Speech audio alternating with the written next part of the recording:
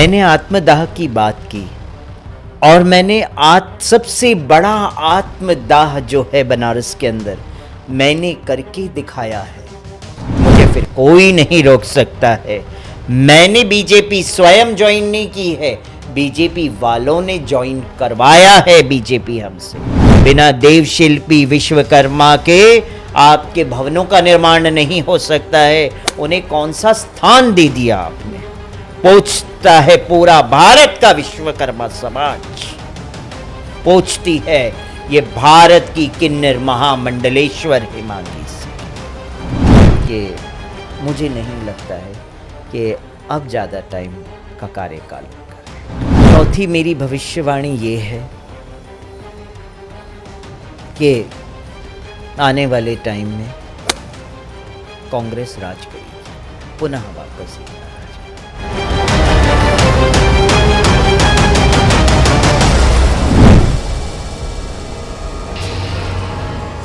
जिसे तीसरी लिंग की श्रेणी में सारा भारत जानता है, लेकिन वो अपने ही घर और समाज में अपनी पहचान तलाशता है। नमस्कार, धर्म ज्ञान के इस खाट पॉडकास्ट में आप सभी दर्शकों का स्वागत है। और आज हमारी मेहमान हैं किन्नर महामंडलेश्वर, किन्नरों की सबसे बड़ी नेता और कह सकते हैं मोटिवेशनल कथावाचक और सबकी लोकप्रिय किन्नर समाज से ही किन्नर महामंडलेश्वर हिमांगी सखी मैम। सबसे पहले तो आपका धर्म ज्ञान में स्वागत है। प्रणाम। जब आपके साथ पहली बार मुखातिब में हुई और तब आप बनारस से ही चुनाव आप ताल ठोक रही थी, तब शिखंडी बनकर आपका रूप मैंने देखा और उसके कुछ दिनों बाद फिर आप भाजपा में शामिल हो गई और फिर आपने पीएम मोदी जी के समर्थन में घर घर जाकर जिस तरह से प्रचार प्रसार किया, उसी का नतीजा है कि तीसरी बार भी अब मोदी जी की सत्ता देश में आ चुकी है। लेकिन इस बीच लोग आपसे एक सवाल जानना चाहते हैं जी। उसी दौरान आपने ये कहा था कि अगर सीटों को लेकर 400 पार नहीं हो पाएगा तो मैं आत्मदाह कर दूंगी, मैं तांडव मचा दूंगी। इसका जवाब आज आपसे हर कोई जानना चाहेगा इस पॉडकास्ट के ज़रिए। आज मैं भी ज़रूर कहना चाहूँगी, मैंने आत्मदाह की बात की और मैंने सबसे बड़ा आत्मदाह जो है बनारस के अंदर मैंने करके दिखाया है। वो कैसे करके दिखाया है आत्मदाह? मैंने स्वयं लोकसभा प्रत्याशी से अपना नाम वापस लिया। मैं निर्दलीय खड़ी होने वाली थी और घोषणा भी कर दिया था, मगर मैंने सिर्फ आदरणीय प्रधानमंत्री नरेंद्र मोदी जी के सम्मान के लिए मैंने पुनः अपना पैर वापस लिया। और ये सबसे बड़ा आत्मदाह जो होता है, मेरे फ्यूचर का मैंने आत्मदाह किया। ये आत्मदाह से बड़ा और कौन सा आत्मदाह समाज देखना चाहती है मुझसे? मैं वो पूछना चाहती हूँ समाज से। मैं आपसे पूछती हूँ कि आप बताइए, इससे बड़ा आत्मदाह कोई हो सकता है? मैंने स्वयं अपने पैर पे कुल्हाड़ी मारी है, मगर किसके लिए? कि भाई प्रधानमंत्री के सम्मान की बात आती है। वहाँ पे कई लोग हमारे पास रात रात आए हैं, हमारी नींद खराब हो गई, हमें कई पीड़ाएं सहन करनी पड़ी वहाँ पे जी। तब जाके हमने कहा ठीक है फिर। और इससे बड़ा आत्मदाह और क्या हो सकता है? मुझे हम सभी ने देखा है इस चुनाव प्रचार में संतों की, किन्नरों की एक बड़ी भूमिका देखने को मिली है। और सीटों को लेकर अयोध्या में जिस तरह से प्रदर्शन देखा और यूपी में खास तौर पे जो भाजपा का एक निराशाजनक प्रदर्शन रहा है, 62 सीटों से 62 सीटों से 33 सीटों पर अब आप आ गई हैं। बतौर बीजेपी नेता भी अब आप भाजपा में शामिल हो गई हैं। तो इस हार के पीछे का कारण आप जनता को क्या बताना चाहेंगी? क्या कारण आपको लगता है कि रहा है जिस पे अब आप लोगों को कुछ ना कुछ उस पर करना चाहिए गहन चिंतन तौर पे? देखिए, मैं आपको बताऊं, यूपी में देखा जाए तो सबसे बड़ी हार हुई बीजेपी की। जी। क्यों हुई? क्या रीज़न था? अयोध्या क्यों छूटा? वहाँ क्या ऐसी बात हो गई जो अयोध्या छूट गया? आपने भव्य राम मंदिर का निर्माण किया। देखिए, मैं बीजेपी में शामिल ज़रूर हुई हूँ, मगर सत्य कहते हैं बड़ा कड़वा होता है, मगर सत्य सत्य होता है। राम मंदिर का निर्माण हुआ, बड़ा अच्छा लगा सबको। मगर उस राम मंदिर के निर्माण और वहाँ अयोध्या के डेवलपमेंट में के लिए किस किस को अपना घर का त्याग करना पड़ा, अपनी जगह को छोड़ना पड़ा, उनको वहाँ मुआवजा नहीं मिला। मैंने स्वयं जब अयोध्या में गई हूँ तो लोगों ने अपने दुखड़े हमको सुनाए हैं आके कि किस तरह से वो घर से बेघर हुए हैं। उनके सर पे जो छोटा छत भी बना था वो छत भी चला गया उनके हाथों से, और मुआवजे के नाम पे मुआवजा कहते हैं हमने दिया, मगर किसको दिया, कहाँ दिया मुआवजा बताइए। लोगों को वहाँ पे मुआवजा तक नहीं मिला है, उनको घर के बदले घर मिलना चाहिए था। देखिए कहते हैं ना कि अगर आप डेवलपमेंट के लिए अगर किसी का छत लेते हैं, किसी की जगह लेते हैं, तो उससे पहले उनको बसाना चाहिए। अगर हम उजाड़ रहे हैं तो उजाड़ने से पहले हमारा कर्तव्य बनता है कि उनको बसाना। कई कहते हैं ना मस्जिद अगर टूटे हैं तो मैं कहती हूँ मंदिर भी टूटे हैं। कई मंदिरें टूटे हैं डेवलपमेंट के लिए, सड़कों को चौड़ाईकरण करने के लिए। तो कहीं ना कहीं लोग जब घर से बेघर होते हैं तो दुनिया भी देखती है, समाज भी देखता है कि कहाँ क्या कर दिया सरकार ने इस समय। तो सरकार, मैं ये नहीं कहूँगी कि नरेंद्र मोदी जी प्रधानमंत्री पे मैं पॉइंट आउट कर रही हूँ, प्रधानमंत्री जी अपना कार्य कर रहे हैं, मगर जो वहाँ के कार्यकर्ता हैं, मैं कहती हूँ उन पे भी ध्यान देना चाहिए था आपको कि वो क्या कर रहे हैं वहाँ पे। क्या वो मुआवजा उन लोगों को पहुंचा नहीं पहुंचा, ये भी देखना चाहिए था उनको। क्योंकि आजकल मुआवजा देने के, सरकार तो मुआवजा अपने वहाँ से तो प्रधानमंत्री अलॉट कर रहे हैं, मगर क्या उनको वहाँ के क्षेत्र के कार्यकर्ताओं ने मुआवजा दिया है या नहीं दिया, या अपनी जेबें भर ली है मुआवजा के लिए। जी, राइट और रॉन्ग? तो आप ये मानती हैं कि अयोध्या के जो लोग हैं उनकी यही नाराज़गी कहीं ना कहीं भाजपा को नुकसान दे गई।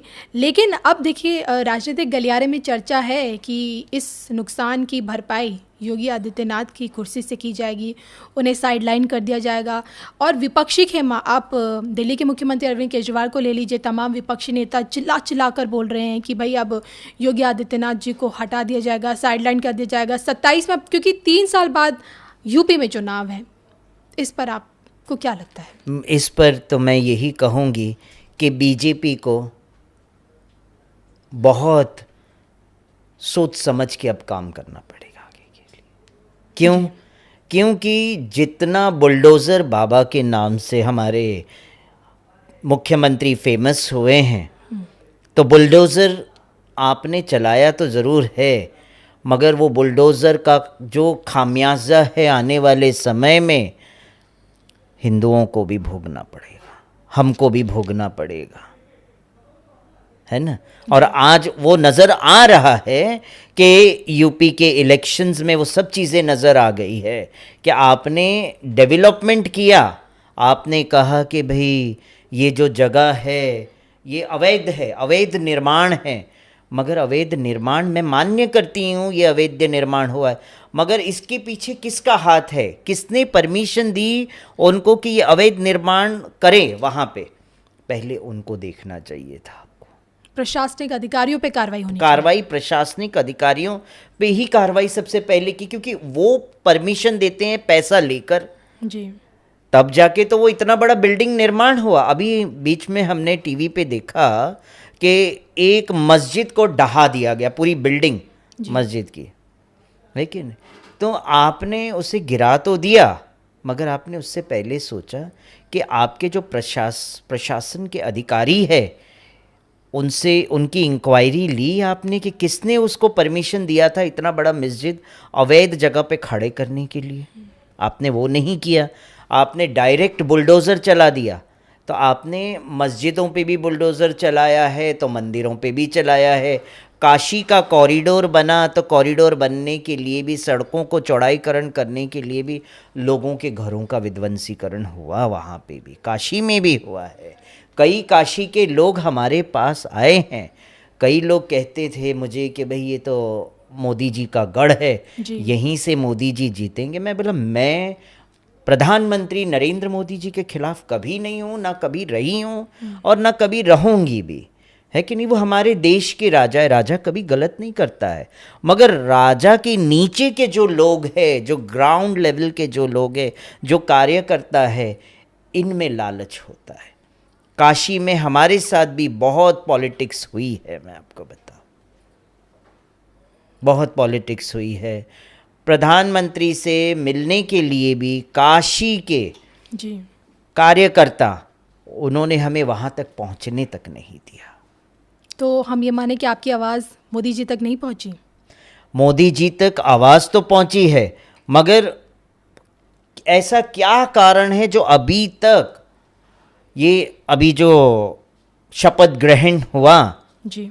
शपथ ग्रहण हुआ, उसमें मंत्रिमंडल, जितने भी मंत्रिमंडल बनाए गए उनका भी शपथ ग्रहण हुआ, जी। मगर उस मंत्रिमंडल के अंदर हमारा समाज कहाँ है? जिसकी आपने मांग की थी, मुझे याद है। हाँ, जिसकी मैंने मांग भी की थी, और मैं इसीलिए लोकसभा चुनाव में मोदी जी के अगेंस्ट खड़ी हुई। जी। मुझे आश्वासन भी दिया गया, काशी के बीजेपी के लोगों ने मुझे आश्वासन भी दिया गया।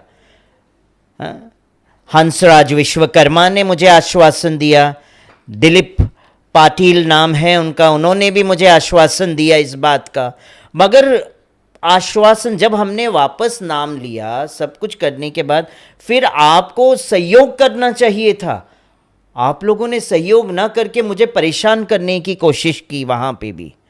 तो मैं क्या भरोसा करूँ बीजेपी के कार्यकर्ताओं के लिए, मुझे आप बताइए।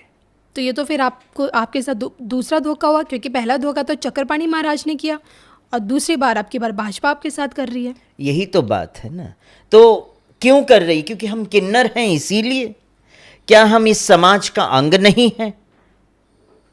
क्या हम हमारे समाज की आवाज नहीं बन सकते हैं? क्या हमारा किन्नर समाज, हमारा विश्वकर्मा समाज आपको चाहिए नहीं? यही लगता है। इतना बड़ा शपथ समारोह हुआ, कहाँ है उस शपथ समारोह में किन्नर समाज? मुझे ये बताएं आप। एम आई राइट और रॉन्ग? तो अब आपका अगला कदम क्या होगा? अब हमारा अगला कदम यही है, और मैं आपके इस धर्म ज्ञान चैनल के माध्यम से मैं पुनः एक बार शंखनाद करूंगी और विधानसभा इलेक्शन के लिए मैं खड़ी रहूंगी, और उस वक्त मुझे कोई नहीं रोक सकता है। लोकसभा चुनाव के लिए मुझे भी कई चीज़ों का सामना करना पड़ा। जी। ऐसे व्यक्ति हमारे पास आए, मैं नाम नहीं बताऊंगी, हमें सीधा ये कहा कि माँ जी, हमने तो मतलब कई बार जेल गए हैं, हमने कई मर्डर किए हैं, तो हमें जेल जाने में कोई फ़र्क नहीं पड़ता है। बस हमारा तो एक ही है बहना, हमारा तो एक ही है कि आप ये नाम वापस ले लीजिए, आप बैठ जाइए शांति से, बस और कुछ नहीं, हम यही चाहते हैं। तो अब मैं क्या कह सकती हूँ, मुझे बताइए। जब इंसान, हर व्यक्ति को अपनी जान सबसे ज़्यादा प्यारी है, क्योंकि जान है तो आगे आप समाज के लिए कार्य कर सकते हैं। जी। मगर अब मुझे ऐसा लगता है शायद कि मेरी जान की भी मुझे परवाह नहीं करनी चाहिए थी और खड़े रह जाना चाहिए था लोकसभा इलेक्शन में मोदी के अगेंस्ट। अगर हम खड़े रह जाते तो शायद जो बच्चा कुचा जो वोट उन्हें मिला है वो भी ना मिलता।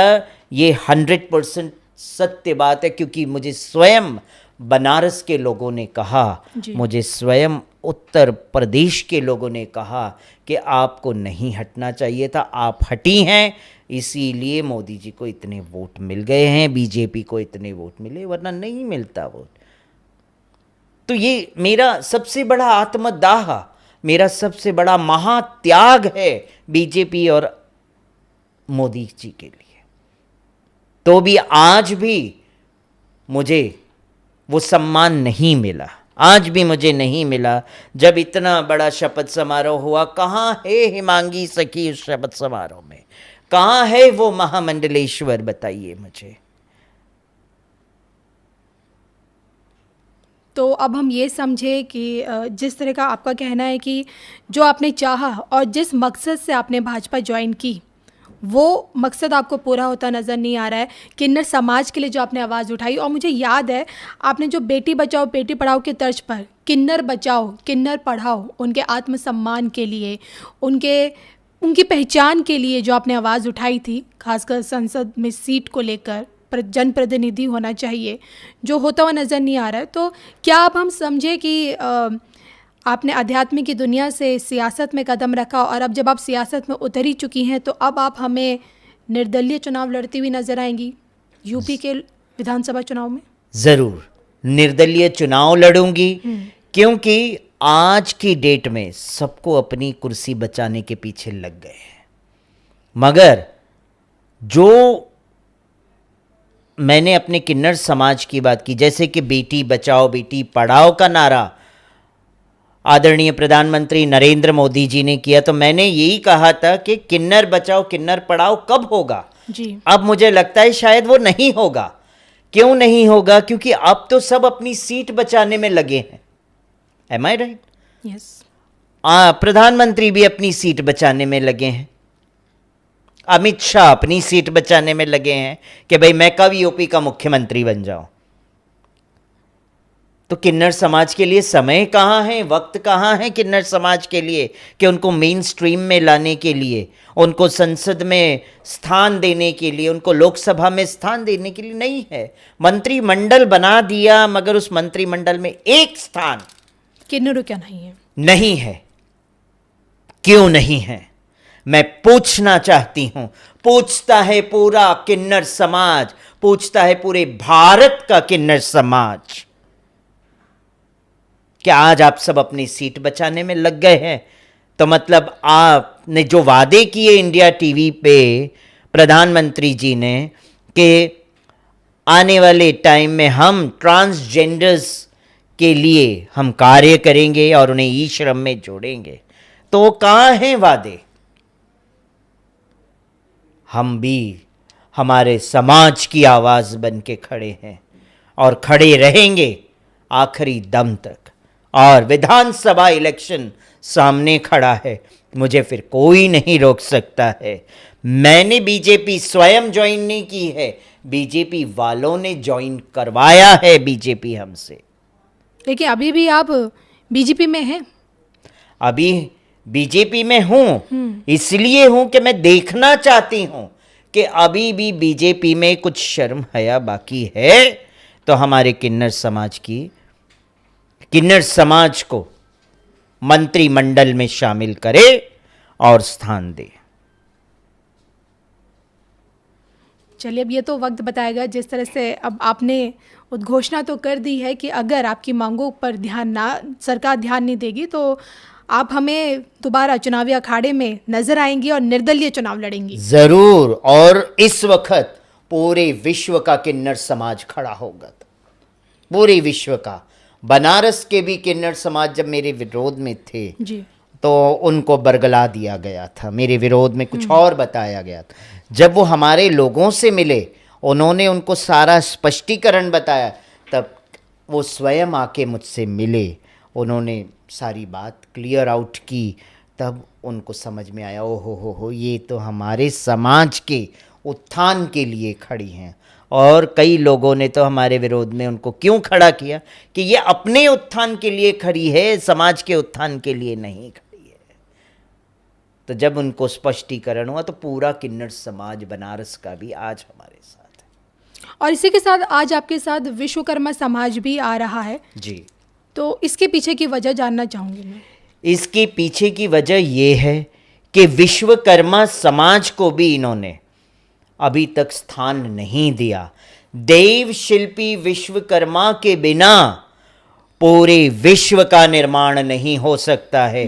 पूरे विश्व का निर्माण, चाहे वो आपने ये जो नया क्या बनाया, सांसद बनाया है कि वो न्यू पार्लियामेंट बनाया है ना जी, तो वो न्यू पार्लियामेंट बिना देव शिल्पी के बन जाएगा? विश्वकर्मा के बिना तो वो भी नहीं बन पाता है। तो मैं उनकी आवाज भी इसीलिए बन रही हो कि उनको भी आपने उठा के साइड में रखा है। क्यों रखा है? क्यों उनको ओबीसी में डाला है आपने? विश्वकर्मा समाज को आपने, बिना विश्वकर्मा समाज के, बिना देवशिल्पी विश्वकर्मा के आपके भवनों का निर्माण नहीं हो सकता है। उन्हें कौन सा स्थान दे दिया आपने? पूछता है पूरा भारत का विश्वकर्मा समाज, पूछती है ये भारत की किन्नर महामंडलेश्वर हेमांगी सखी। आपकी जो ये नाराजगी है किससे है? पीएम मोदी जी से, मुख्यमंत्री योगी आदित्यनाथ जी से, या फिर अमित शाह से? आज की डेट में अगर मैं बात कहूं तो मेरी नाराजगी तीनों से है। पहले मैं प्रधानमंत्री मोदी से नाराज नहीं थी, अमित शाह से भी नहीं थी। मेरी बात रखी थी, मेरी समाज की आवाज के लिए मैं खड़ी थी। मगर आज मैं तीनों से नाराज हूं। क्यों नाराज हूं? क्या रीजन है उस नाराजगी का? आपने शपथ समारोह किया, मंत्रिमंडल चयन किया आपने जी। हाँ? और उस मंत्रिमंडल के अंदर एक स्थान किन्नर समाज का नहीं, एक स्थान विश्वकर्मा समाज का नहीं है। तो मैं आज आपके धर्म ज्ञान चैनल के माध्यम से कहती हूं, किन्नर अर्धनारेश्वर का, शिव का स्वरूप है। और अगर जिस दिन उन्होंने त्रिशूल उठा के महातांडव करना चालू कर दिया, तब इस पृथ्वी को प्रलय से कोई नहीं बचा सकता है।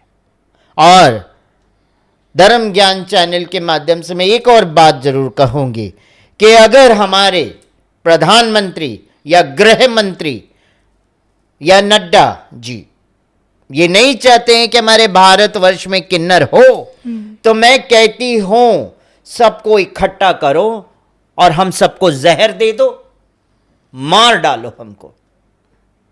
हम मरने को भी तैयार है, मगर इस तरह से घुट घुट के हम नहीं जी सकते हैं। हमारे साथ पॉलिटिक्स मत करो, क्योंकि किन्नर समाज कभी पॉलिटिक्स किसी से नहीं करता है। निस्वार्थ भाव से समाज को आशीर्वाद देता है, दुआएं देता है, और किन्नर समाज या अर्धनारेश्वर समाज लोगों की बलाएं लेके अपने घर जाता है। हम तो झोला छाप भिखारी है जी प्रधानमंत्री। जैसे आप कहते ना हम झोला छाप है, तो मैं भी कहती हूं कि मैं भी झोला छाप हूं, हमारा समाज भी झोला छाप है। हमको कोई लालच नहीं है कि हम हमारा घर भरे। हम चाहते हैं हमारे समाज का उत्थान हो और पूरे विश्व का उत्थान हो। आपके समाज का उत्थान हो, विश्व का उत्थान हो, इसके लिए क्या मांगे हैं अब आपकी सरकार के आगे? चाहते क्या हैं अब आप? मैं पहले भी कह चुकी हूं, हमारे किन्नर समाज का उत्थान, किन्नर आयोग का गठन हो यूपी में, यूपी केंद्र ऑल ओवर भारत में, केंद्र में जी, है ना। यूपी में किन्नर बोर्ड तो गठन हुआ। जी। मैं पूछना चाहती हूं योगी आदित्यनाथ जी से कि किन्नर बोर्ड कर क्या रहा है यूपी में, क्या कार्य किए हैं किन्नर बोर्ड ने, वो मुझे बताए। किस किस किन्नर का उत्थान हुआ है यूपी के अंदर, वो किन्नर का उत्थान नहीं जो एजुकेटेड है। मैं वो कहती हूं वो किन्नर का उत्थान जो ग्राउंड लेवल पे सड़कों पे भीख मांग रहे हैं। किन्नर बोर्ड है यूपी में, तो आज किन्नर क्यों भीख मांग रहा है उसके होते हुए सड़कों पे? मुझे योगी आदित्यनाथ जवाब दे इसका। और जो लोग प्रोस्टिट्यूशन में उतर रहे हैं, जो किन्नर, जब आप बोर्ड के होते हुए प्रोस्टिट्यूशन क्यों हो रहा है, मुझे ये बताइए। जबरन पैसा वसूली क्यों कर रहे? नकली और असली किन्नरों का पैदावार कैसे हो रहा है? ये हम बोर्ड का कर्तव्य बनता है इन सब चीजों पे एक्शन लेना।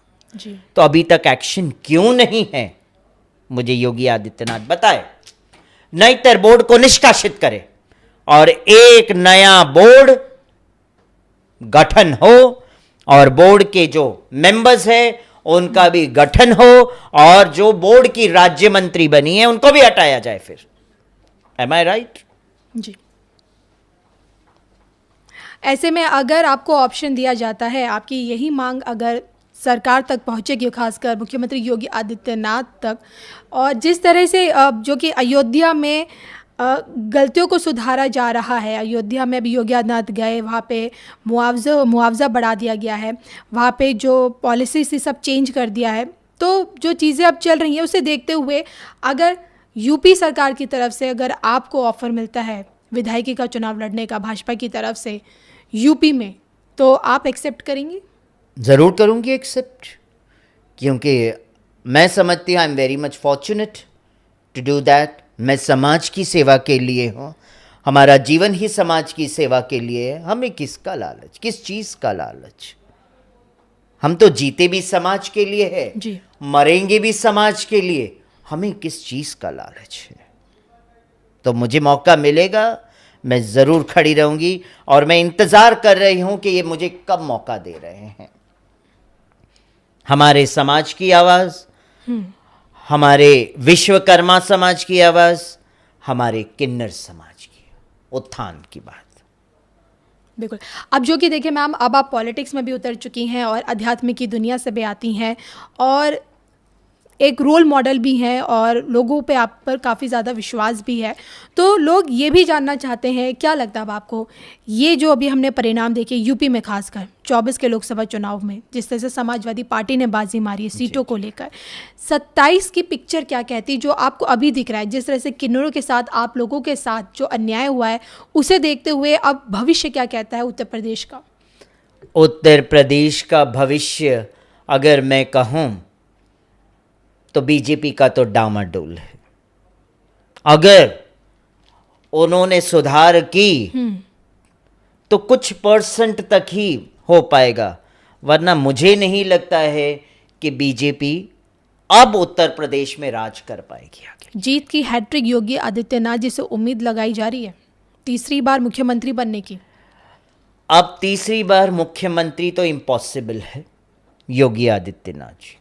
अगर तीसरी बार मुख्यमंत्री की वो बात करे तो मैं तो कहती हूँ कि खुद से ही हट जाना चाहिए अब योगी आदित्यनाथ को। और यूपी के मुख्यमंत्री के लिए मैं यही कहूँगी, किन्नर महामंडलेश्वर को बिठा देना चाहिए कि अब वो दिखाएं कि सर्वधर्म, कहावत है सर्वधर्म परित्याजे मामेकम शरणम व्रजा, कहते हैं ना, सारे धर्म, सर्वधर्म मतलब सारे धर्म जी, बात करती हूँ। सर्वधर्म परित्याजे मामेकम शरणम व्रजा, आओ सब शरणागत हो। तो मैं वो मुख्यमंत्री बनना चाहती हूँ कि सारे धर्मों को लेके चलूं,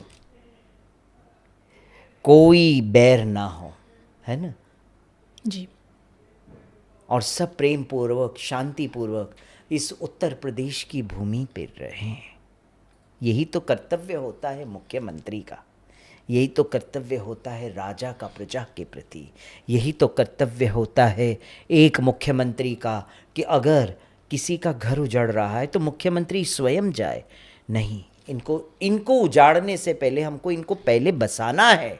एक पौधा है, ये भी हमको बहुत कुछ देता है, ऑक्सीजन देता है, इनसे हमारा जीवन जुड़ा है।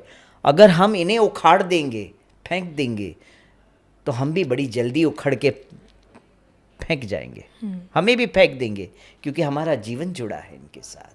तो हम जब वृक्ष को भी उखाड़ते हैं तो दूसरी जगह आरोपण करते हैं, क्योंकि उनके साथ हमारा जीवन जुड़ा है।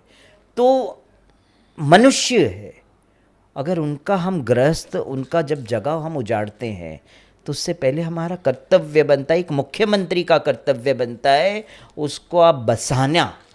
जी, जो कि हमने अयोध्या में भी देखा, लोगों ने आके खुद अपने दिल की बात रो रो के बताई है। यही चीज़ काशी में भी कई लोगों ने रो रो के बात बताई है, किस तरह से डेवलपमेंट के नाम पे घर उजड़ा है। तभी तो यूपी में सबसे बड़ी हार हुई। शायद ये बात बड़ी कड़वी लगेगी, मगर जो कड़वा, सत्य हमेशा कड़वा होता है। एम आई राइट? सत्य हमेशा कड़वा होता है, मगर सत्य सत्य होता है और सत्य को कोई नहीं दबा सकता है। दवाई और सत्य दोनों ही कड़वी होती है और औषध का काम करती है कड़वा। कड़वा एक औषध का काम करती है और उसको ठीक करती है।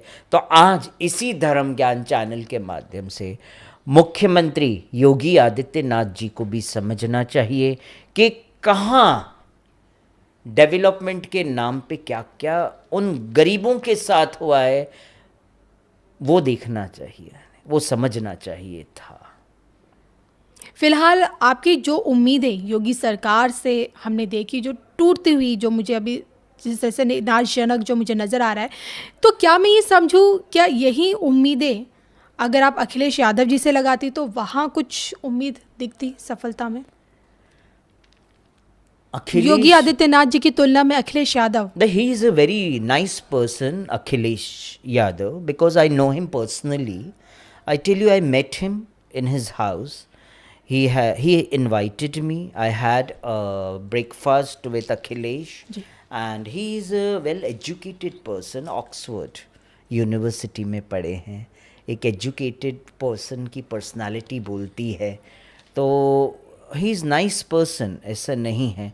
और शायद उनकी सत्ता होती तो मेरी बात समझ में आती। चलिए, मुझे लगता है दर्शकों को जो जानना था यूपी की तस्वीर में अब कौन सा नया चेहरा 27 में देखने को मिलेगा, वो आपसे मिल चुका है। मैं बात करना चाहूँगी जिस तरह की पॉलिटिक्स अभी आपने बीते 4 महीनों में देखी, क्योंकि देखिए राम मंदिर उद्घाटन के बाद ही आपका पॉलिटिक्स में डेब्यू हुआ है, और अब तक जो आपने राजनीति को देखा परखा, उसे देखते हुए क्या लगता है आपको, जो गठबंधन की सरकार पीएम मोदी जी अपने इस तीसरे कार्यकाल में चला रहे हैं, चला पाएंगे? नहीं चला पाएंगे। मुझे कहते हुए बड़ा अफसोस होता है कि नरेंद्र मोदी जी को मैं बहुत मानती हूँ, ऐसा नहीं है। मैंने जब पर्सनली उनको देखा, जब उनका रोड शो हुआ, तो आपने देखा होगा मैंने उनकी आरती उतारी। जी, पूरी दुनिया ने देखा, विश्व ने, है ना। तो उनका जो ऑरा चेहरे का, उनका जो तेज है, वो बताता है कि वो आध्यात्मिक पर्सन है। और आप भी उसी बैकग्राउंड से आती हैं, हाँ, आध्यात्म की दुनिया से। वो भी गुजराती फैमिली से आते, तो मैं भी गुजराती फैमिली से, बिल्कुल गुजरात से ही आप भी। और मेरा जन्म गुजरात है, उनका भी जन्म गुजरात है ना।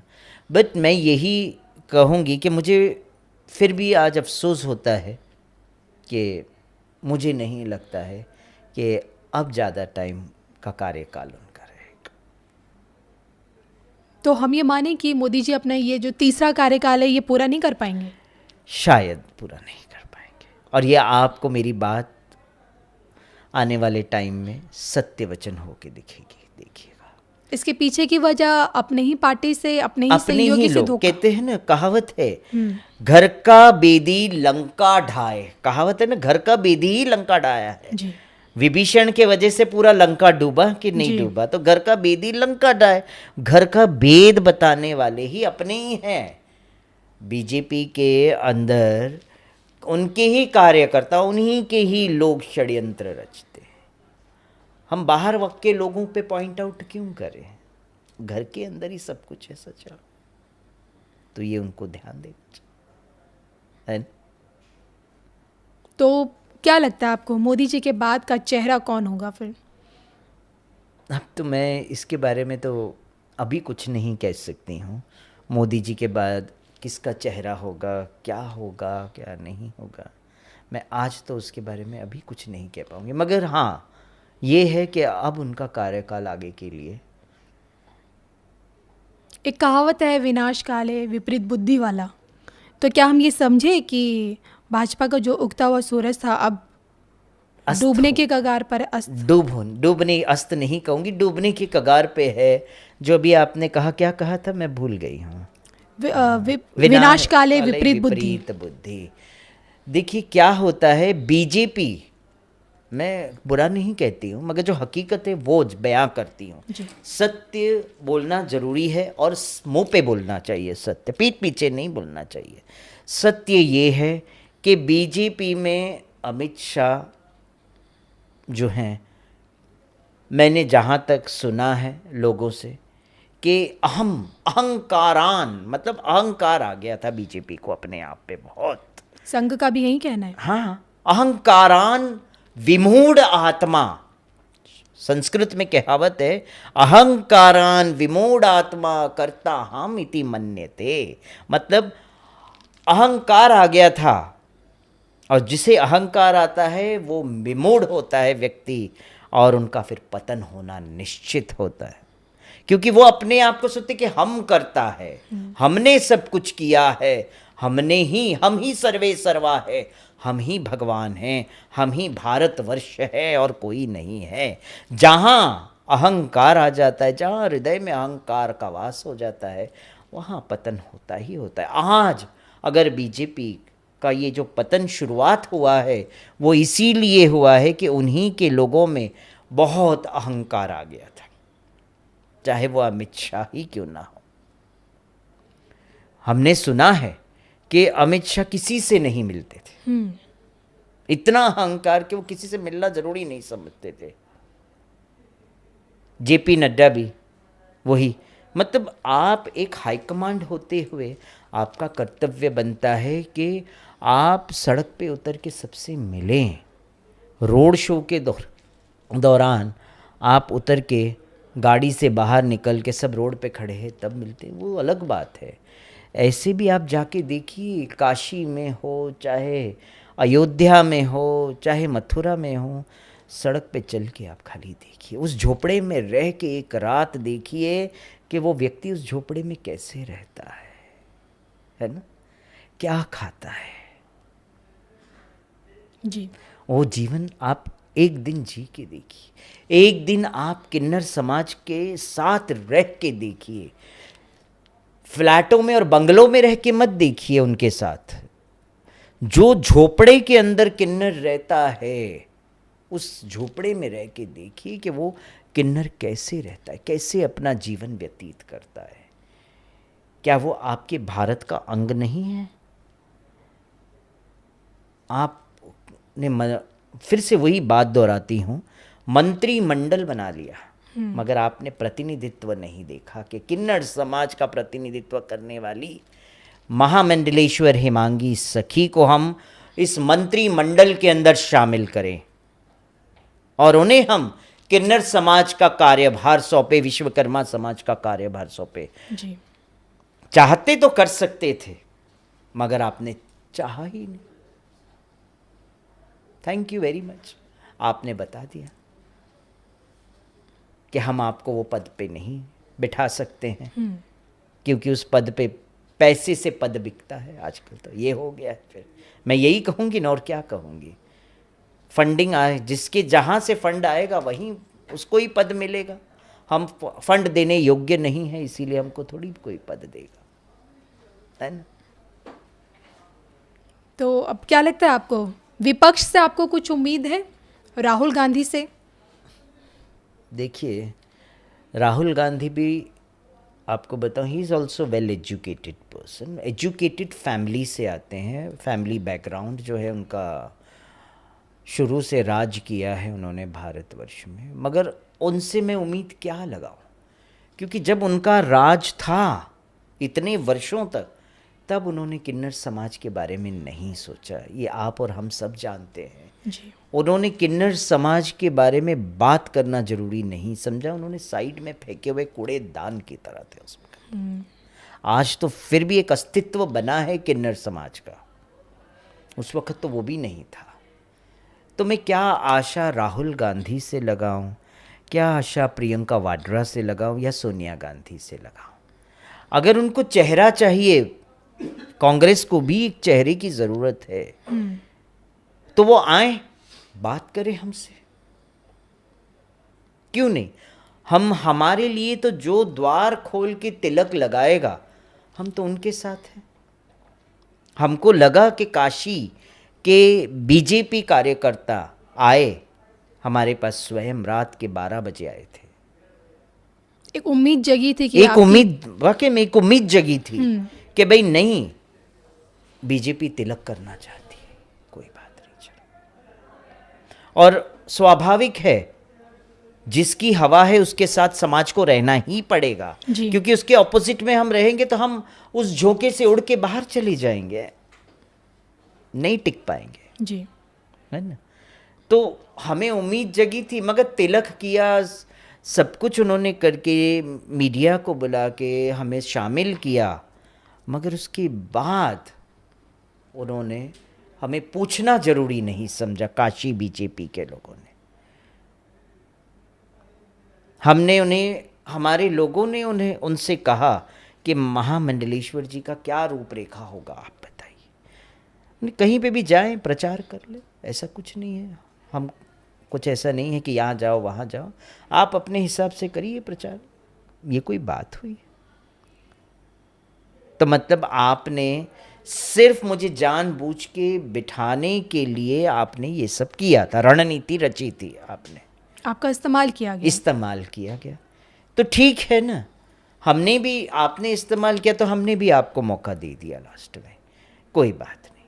तो ये इतना बड़ा महात्याग और इतना बड़ा आत्मदाह जो मैंने किया, इससे बड़ा कुछ हो सकता है तो मुझे बताइए फिर। ये प्रधानमंत्री नरेंद्र मोदी जी को सोचना चाहिए था कि कितना बड़ा त्याग एक किन्नर ने बनारस में हमारे लिए किया। जी। ये अमित शाह को सोचना चाहिए था कि कितना बड़ा त्याग ये किन्नर महामंडलेश्वर ने हमारे बीजेपी के लिए किया।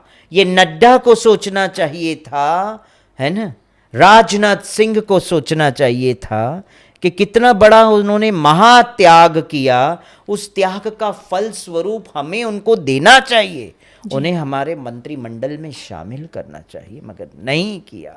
मुझे बड़ा अफसोस हुआ जब मंत्रिमंडल के लोगों का सिलेक्शन हुआ, शपथ समारोह हुआ, बड़ा अफसोस हुआ। मैं घर बैठे टीवी पे देख रही थी और मैंने मन ही मन सोचा कि शायद मुझे बीजेपी सरकार पे भरोसा नहीं करना चाहिए था, या बीजेपी के काशी के कार्यकर्ताओं के बात पे भरोसा नहीं करना चाहिए था।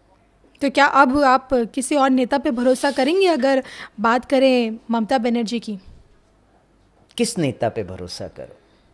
अरविंद केजरीवाल, तमाम विपक्ष पार्टियां मोदी सरकार के खिलाफ अब देखिए संसद में है, संसद तक पहुंच चुकी हैं। अब जो मुझे सामने से आके तिलक करके उस पद पे बिठाएगा जिसका मैं सोच रही हूँ, जहाँ से आप किन्नरों के लिए कुछ कर पाएं, किन्नरों के लिए कर पाऊँ, उनका मार्ग प्रशस्त हो, किन्नर समाज का, विश्वकर्मा समाज का मार्ग प्रशस्त हो, उनके लिए कुछ कर पाऊँ और पूरे विश्व के लिए भी कुछ कर पाऊँ।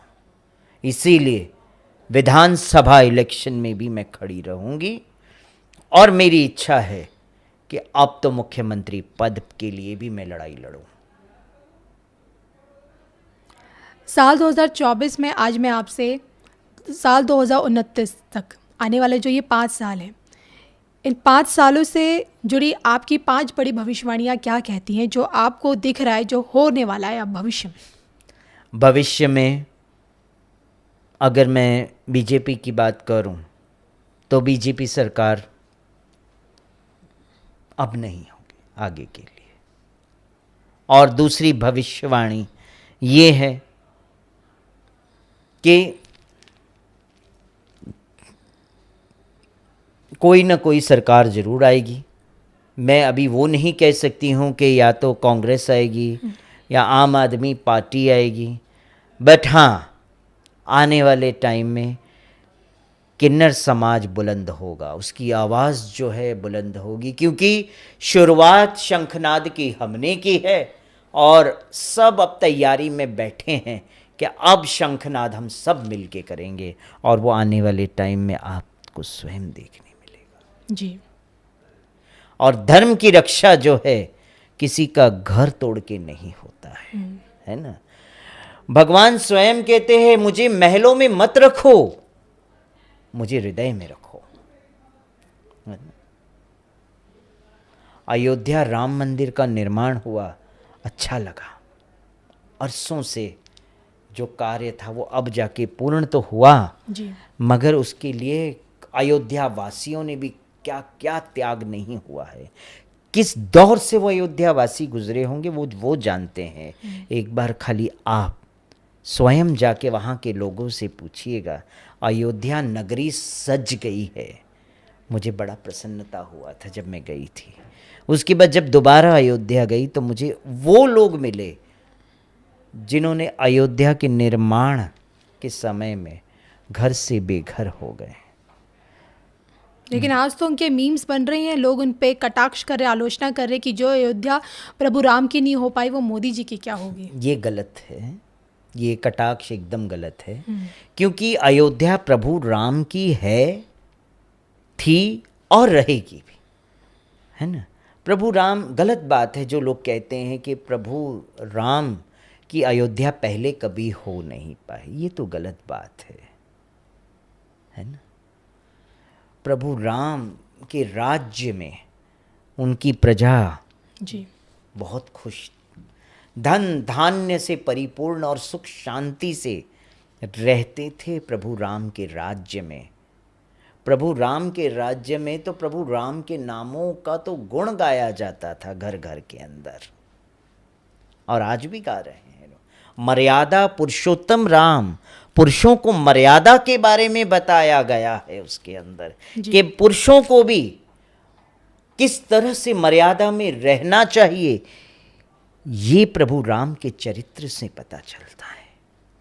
माता सीता के चरित्रों से पता चलता है, कि माता सीता की जीवनी से पता चलता है कि सती का जीवन कैसे जीना चाहिए।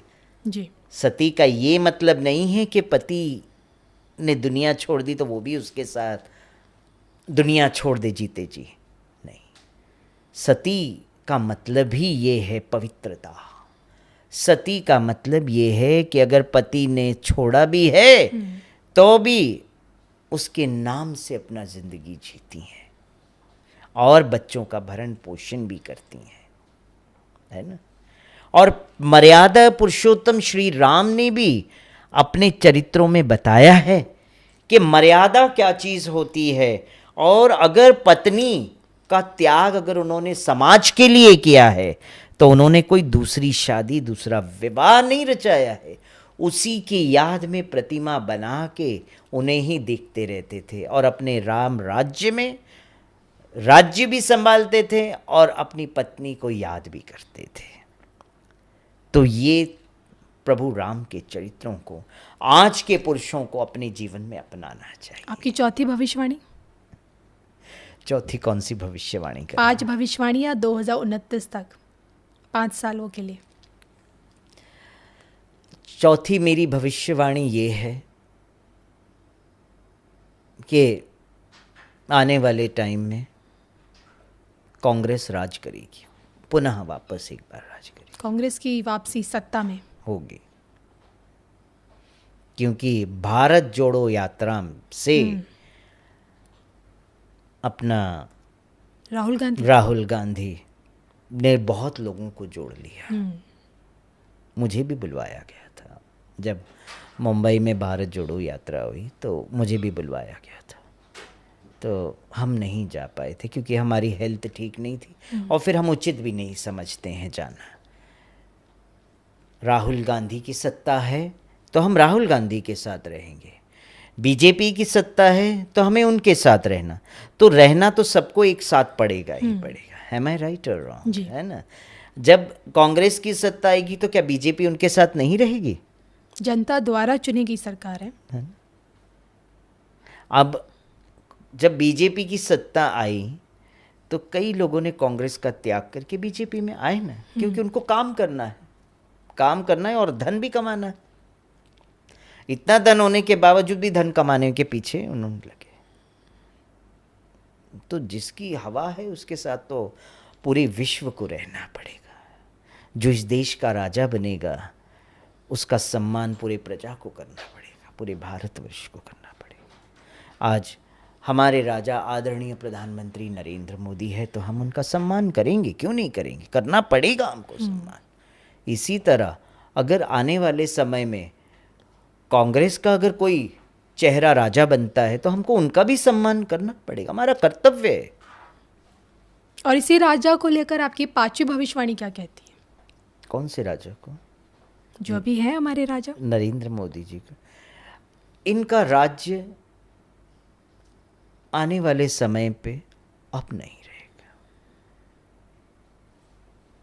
चलिए, धर्म ज्ञान पे आपकी ये साल 2024 में 5 बड़ी भविष्यवाणियाँ हैं, और इसी के साथ आपके साथ जो अभी हुआ है भाजपा की तरफ से, और जिस तरह से आपकी नाराज़गी है, उसे देखते हुए मैं आपसे जानना चाहूँगी, यही नाराज़गी इन दिनों अयोध्या में महंत राजू दास के साथ भी हमें देखने को मिल रही है। बड़ा अफसोस लग रहा है, और मैं सही कहती हूँ, धर्म ज्ञान के माध्यम से मैं महंत राजू दास जी के साथ हूँ और मैं उनसे मिलूंगी, क्योंकि आज महंत राजू दास जी के साथ हुआ है, कल वो हमारे साथ भी होने ही वाला है। तो इसीलिए हम सबको एकजुट बन के आवाज़ उठानी बहुत ज़रूरी है, अयोध्या में भी उठानी पड़ेगी, क्योंकि वो एक राजू दास के साथ नहीं, वो सारे हमारे जैसे और राजू महंत दास हैं, सबके साथ हो सकता है। तो क्या आप ये मानती हैं कि भाजपा ने कहीं ना कहीं देश के जो संत समाज है, किन्नर समाज है, इनको कहीं ना कहीं अपमानित किया है? इनको वो तवज्जो नहीं दी है जो इनको देनी चाहिए थी समय समय पर, सिर्फ इनका फ़ायदा उठाया है? देखिए, मैं अगर कहूँ कि इस्तेमाल तो हुआ है, सबका इस्तेमाल हुआ है, ऐसा नहीं है, और सबने भरोसा भी जताया है, ऐसा नहीं कि नहीं जताया है। चाहे संत समाज हो, चाहे किन्नर समाज हो, चाहे अन्य और भी समाज हैं, सबने भरोसा जताया है। और मैं प्रधानमंत्री को फिर भी उलाहना नहीं दे सकती हूँ, क्योंकि उनके नीचे जो कार्यकर्ता है, कहीं ना कहीं वहीं गलतियाँ हुई हैं। इसके वजह से उसका भोग आज आदरणीय प्रधानमंत्री नरेंद्र मोदी जी को भोगना पड़ रहा है। अगर वहाँ के कार्यकर्ता प्रॉपर होते तो शायद महंत राजू दास जी के साथ ये नहीं होता।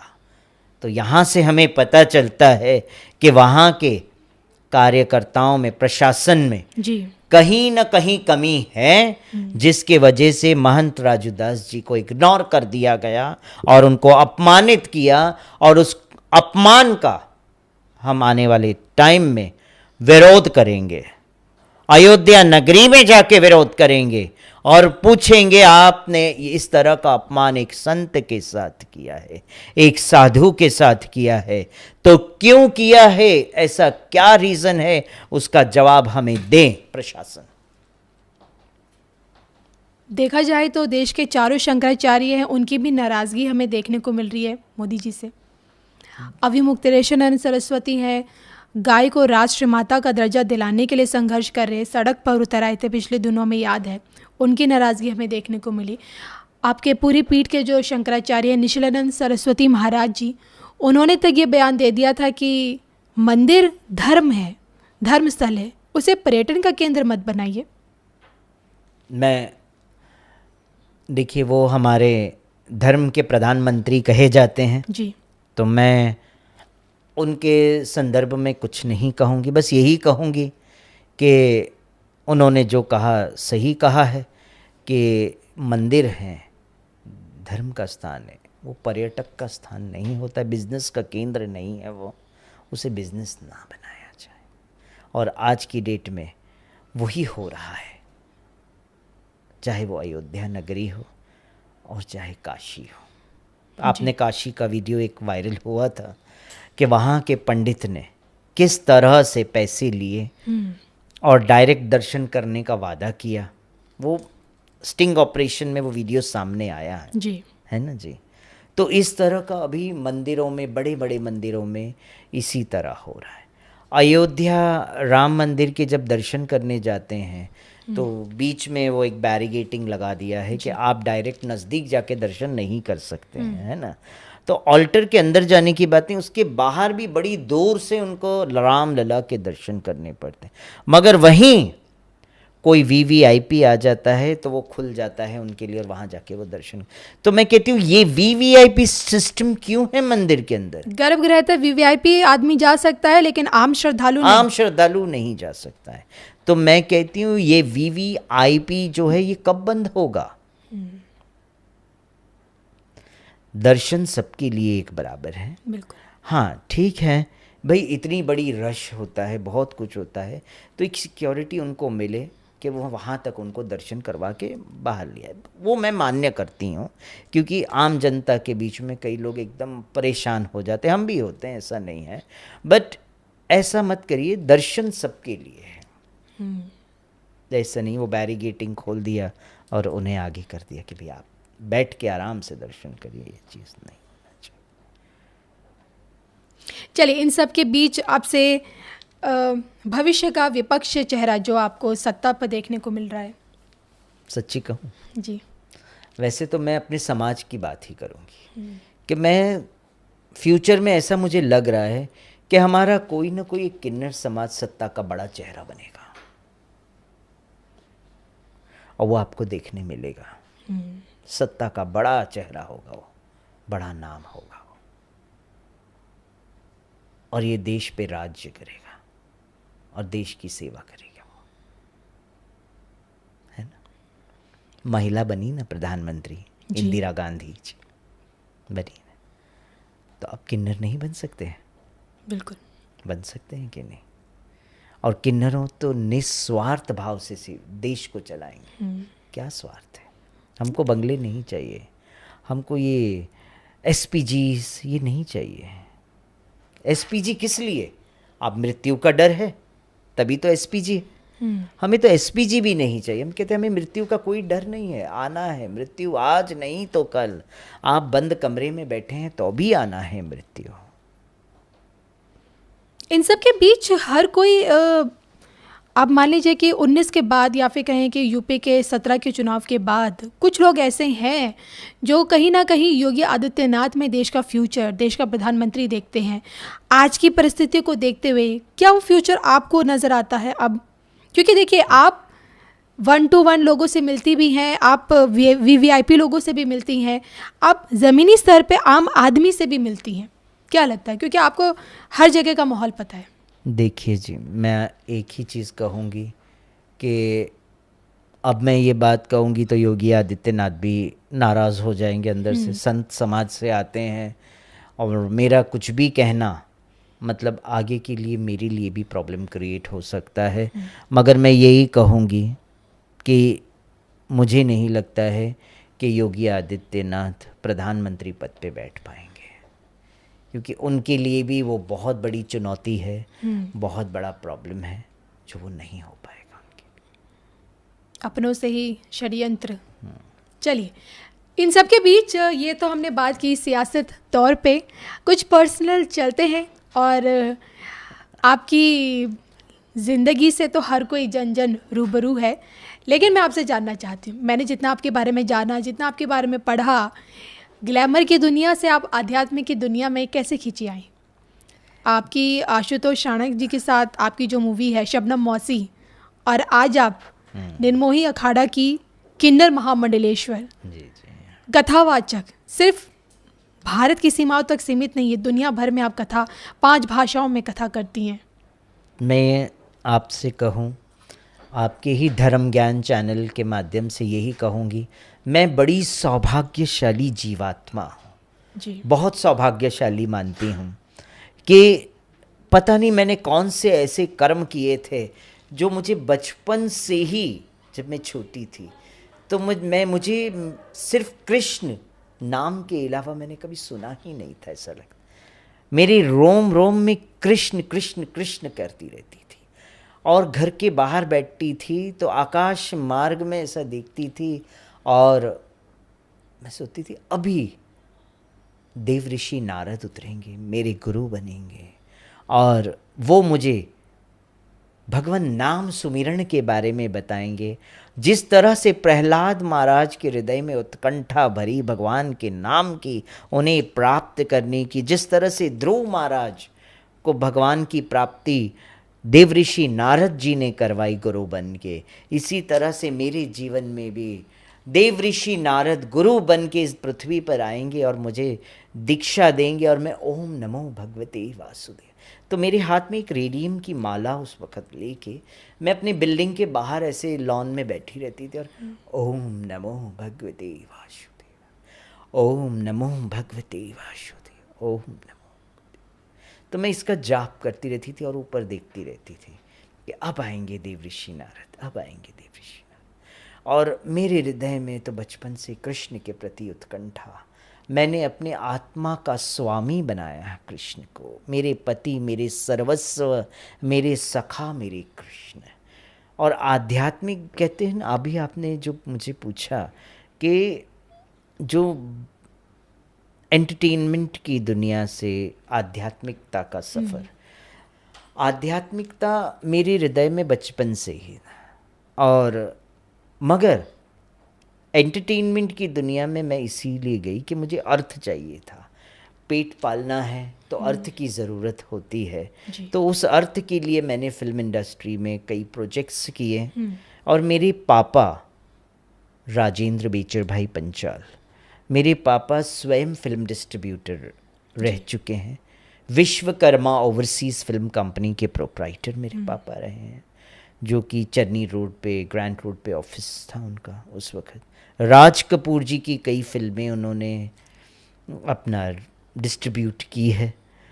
और हमारा खुद का स्टूडियो हुआ करता था जिसमें पार्टनर थे 3, मोहन लाल शाह, चिमन लाल शाह और मेरे पापा, मोहन स्टूडियोज़ के नाम से। तो हमारा बचपन वहीं बीता। हमने फिल्म इंडस्ट्री के कई दिग्गज, रेखा, राखी, गुलजार, अनिल कपूर, यंग एज के संजय दत्त, हम सबसे मिले हैं। अमिताभ बच्चन, वो भी, उनकी भी शूटिंग वहाँ होती थी। तो हमारे घर के टेरेस पे बैठते थे सब आके उस वक्त। हम तो बड़े छोटे से होते थे, ऐसा था। तो एंटरटेनमेंट की दुनिया में हमने जब कदम रखा तो सिर्फ अर्थ के लिए। मगर जब प्रोजेक्ट ख़त्म होता था तो मैं वृंदावन चली जाती थी, और वृंदावन में मैं जाके रहती थी और कुंज गलियों में घूमती रहती थी। और मेरे गुरु वेदव्यास प्रिय स्वामी जी, उन्होंने मुझे फोर्स किया कि आप भक्ति शास्त्री का कोर्स करें। You need to learn Bhagavad Gita, you need to learn Isho Upanishad, you need to learn Upadeshamrit. तो ये सब आपको बुक्स पढ़नी चाहिए, शिक्षा लेनी चाहिए। और उन्होंने मुझे श्रीमद् भागवत और भक्ति शास्त्री का पूरा कोर्स करवाया। इंग्लिश में मैंने किया, बाद में हिंदी में मैंने शिक्षा अलग से ली। और धीरे धीरे फिर मेरे गुरु महाराज का यही कहना था, क्योंकि मैंने अपने ओरिएंटेशन को छुपाया था, मेरे जेंडर हमारा क्या है मैंने वो छुपाया था। तो अगर मैं नहीं छुपाती तो उस वक्त शायद आश्रम में मुझे स्थान नहीं मिलता था। जो मैं चाहती थी वो मुझे नहीं। और ये सब प्रेरणा ऊपर वाले की थी। तो उन्होंने गुरु के माध्यम से मुझे शिक्षा मिली, दीक्षा मिली। कहते हैं ना, गुरु कृपा पाए भक्ति लता बीज। जो हृदय में भक्ति लता बीज जो हमारे हृदय के अंदर आरोपण करते हैं, वो कौन करते हैं? गुरु ही तो है।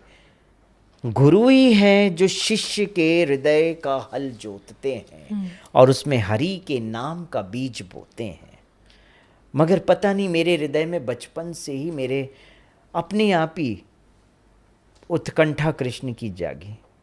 और फिर मैंने शास्त्रों का अध्ययन किया उनकी कृपा से, गुरु कृपा से। और शास्त्रों का अध्ययन के बाद जब एक दिन मेरे गुरुजी ने कहा, I have something doubt on you, that if you will clarify that will be good. So I told the Guru Maharaj, this is okay, but I want you to leave Vrindavan, leave ashram, go and cultivate the knowledge to your kind of people. That is my words. You are bona fide to give the knowledge, to cultivate the knowledge to the world. And he has sent me the email also. तब से मैं वृंदावन से बाहर निकली और अपने स्वरूप में आ गई, जिसे मैंने छुपा के रखा था समाज से। और वो पहली बार जब मैंने साड़ी पहनी, तिलक लगाए और निकल पड़ी हरि गुण, जैसे मीरा निकल पड़ी कृष्ण की दीवानी बन के, है ना। कि मीरा का दोहा है ना, अरे मैं तो प्रेम दीवानी, अरे मैं तो प्रेम दीवानी, मेरो दर्द न जाने कोई, मेरो दर्द न जाने कोई, जाने तो जाने, जाने तो जाने मारो गिरधर गोपाल, दूसरों न कोई। जाके सर मोर मुकुट, जाके सर मोर मुकुट, मेरो पत सोई, यही मैं तो प्रेम दीवानी, श्याम दीवानी मैं तो प्रेम दीवानी। और आज आप हर किसी को, किन्नरों को, उनका सम्मान, उनकी पहचान अध्यात्म के रास्ते से दिला रही हैं। और बतौर महामंडलेश्वर आपके ऊपर एक बहुत बड़ी जिम्मेदारी है, क्योंकि आपके अखाड़े से इतने लोग जुड़े हुए हैं जिनका पालन पोषण आपके हाथों में है। मैं जानना चाहती हूँ कि कभी कभार क्या कुछ आपको लगता है, इतने लोगों का पालन पोषण आपके हाथों में है, उनका भविष्य आपके कंधों पर है, उनका नेतृत्व आप कर रही हैं, तो कभी कभार कुछ परिस्थितियाँ ऐसी हो जाती हैं, कभी कभी आपको संघर्ष करना पड़ता है। किस तरह की मुसीबतें आपको झेलनी पड़ती हैं, प्रॉब्लम्स आती हैं क्या? अपने समाज को लेकर काफ़ी प्रॉब्लम्स आती हैं, काफ़ी दिक्कतों का आज भी हमारा समाज झेलता है।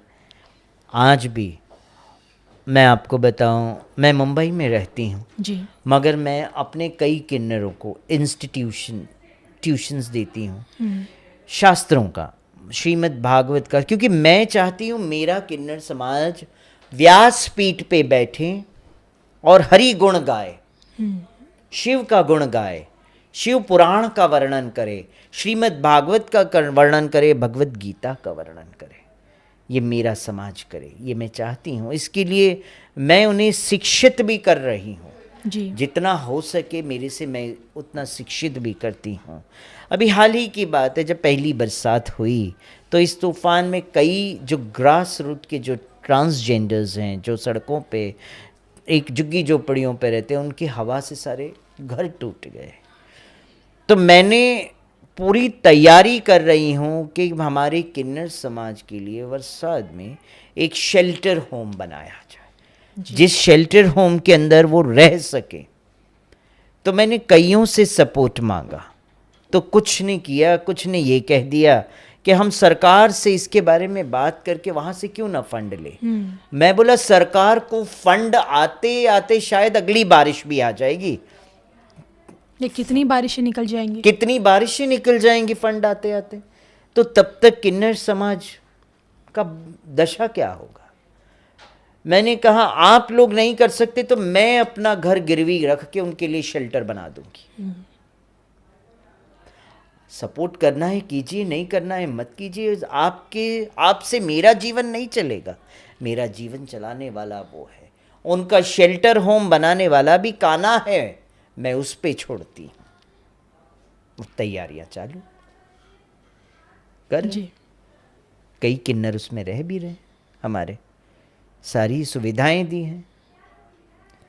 हमारे बड़े खास बहुत अच्छे व्यक्ति हैं, कृष्ण भक्त हैं, उनका परिवार कृष्ण भक्त। मैं आपके चैनल के माध्यम से ज़रूर उनका नाम लूँगी। लखविंदर खुराना जी जो हैं, जो एक बिल्डर भी हैं मुंबई में, काफ़ी प्रतिष्ठा है, उनका नाम है।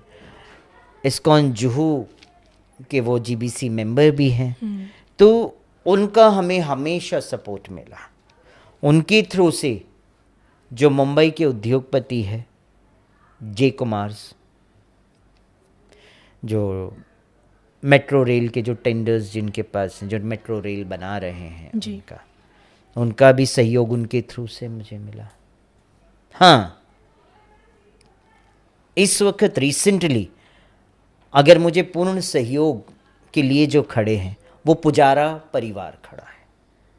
पुजारा परिवार, उनका बेटा, चाहे उनकी पत्नी, चाहे स्वयं जयेश पुजारा, तन मन धन से, चाहे इलेक्शंस हों उसके लिए भी मेरे साथ खड़े।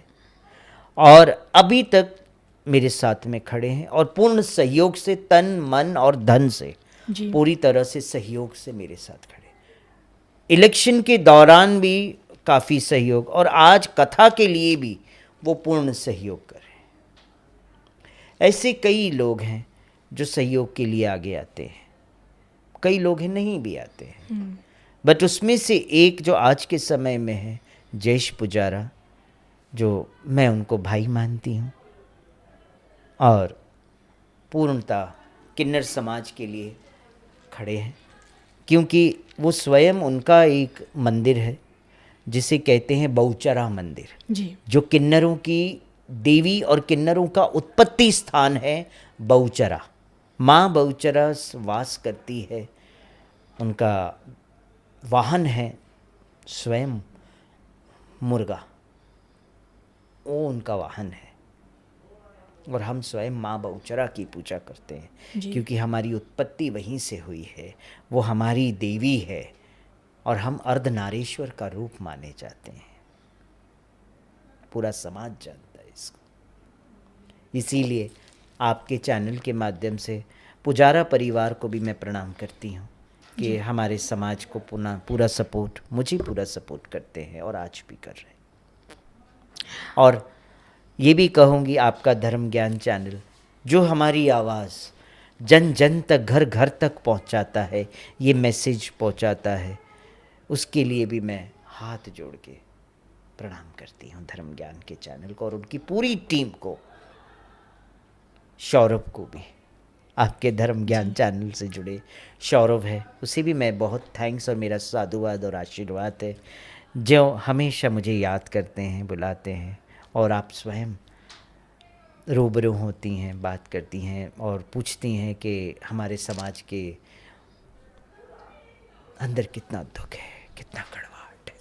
आज भी, मैं चाहती हूँ आज भी हमारा समाज भीख मांगने पे मजबूर हो जाता है, मगर लोग आज भीख भी नहीं देते। क्यों नहीं देते? आपके बच्चों को जब कोई चीज़ चाहिए तो आप महंगी से महंगी चीज़ें दिलाते हैं ना, क्यों? आपकी औलाद है वो, कर्तव्य है आपका। मगर क्या कभी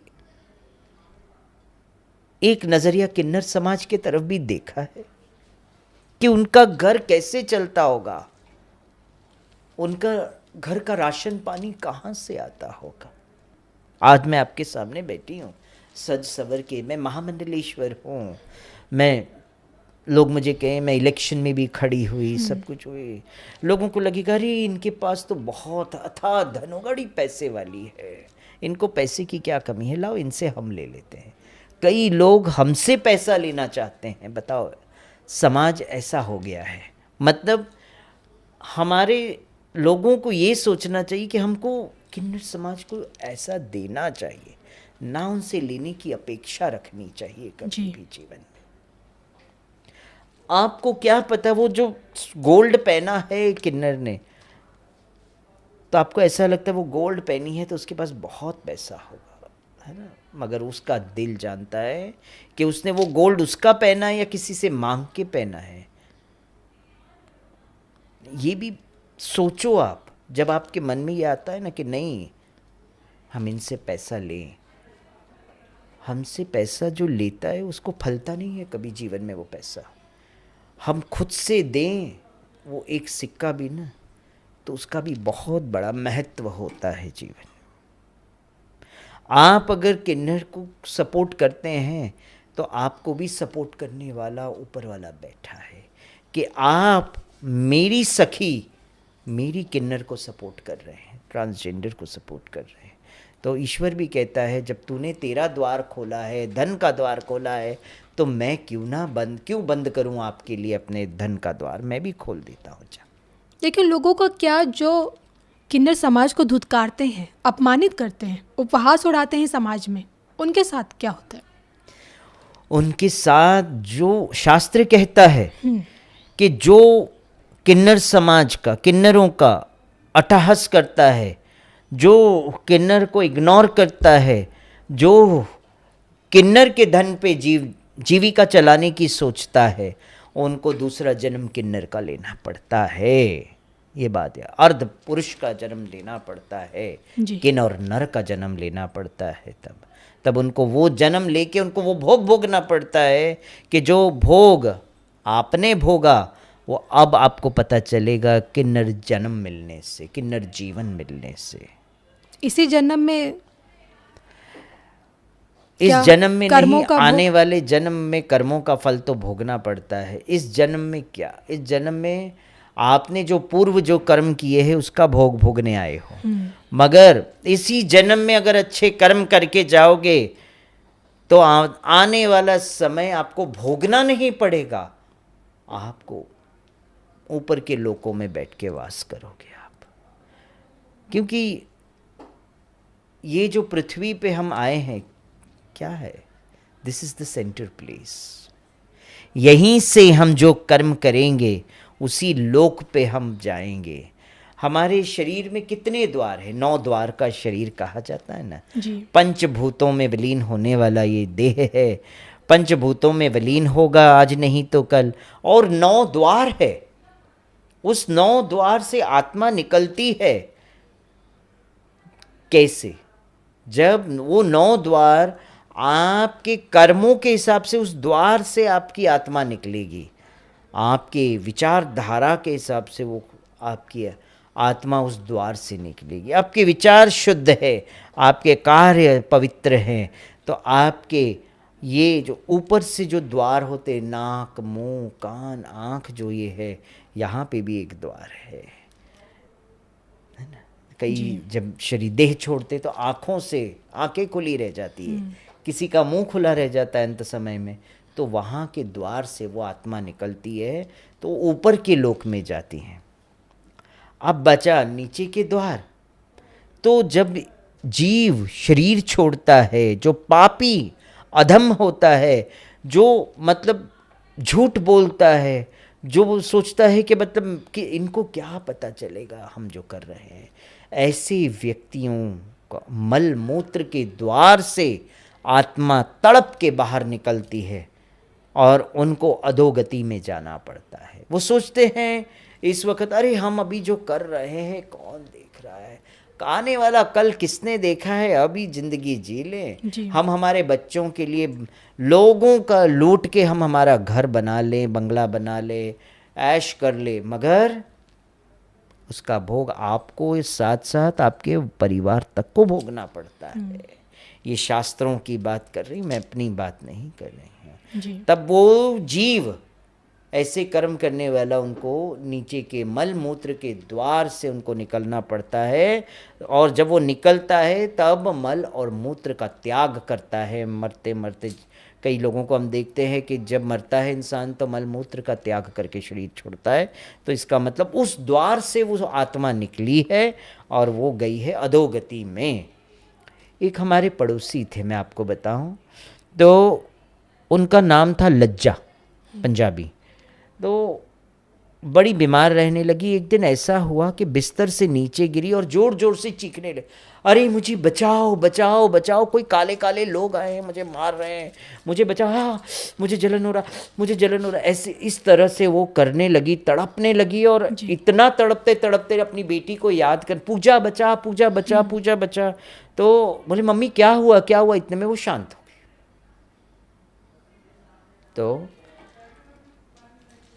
ऐसी जीवात्मा जो तड़प तड़प के मरते हैं ना, उनको यम के दूत जबरदस्ती खींच के लेके जाते हैं। ऐसा है। वैतरणी नदी का नाम तो सुना है ना आपने। वैतरणी नदी जो आसानी से पार कर लेता है वो ऊपर के लोक में जाता है, क्योंकि वैतरणी नदी हर आत्मा पार नहीं कर पाती। जी, बस इसी के साथ आपसे मैं बस इजाज़त लेना चाहूँगी और आपसे चाहूँगी कि किन्नरों के लिए, किन्नर के लिए समाज में जो दर्शक हमारे जो ये वीडियो देख रहे हैं, इस पॉडकास्ट को देख रहे हैं, किन्नरों के सम्मान के लिए और उनके अस्तित्व के लिए आप दर्शकों को क्या संदेश देना चाहेंगी जो उन्हें जानना ज़रूरी है?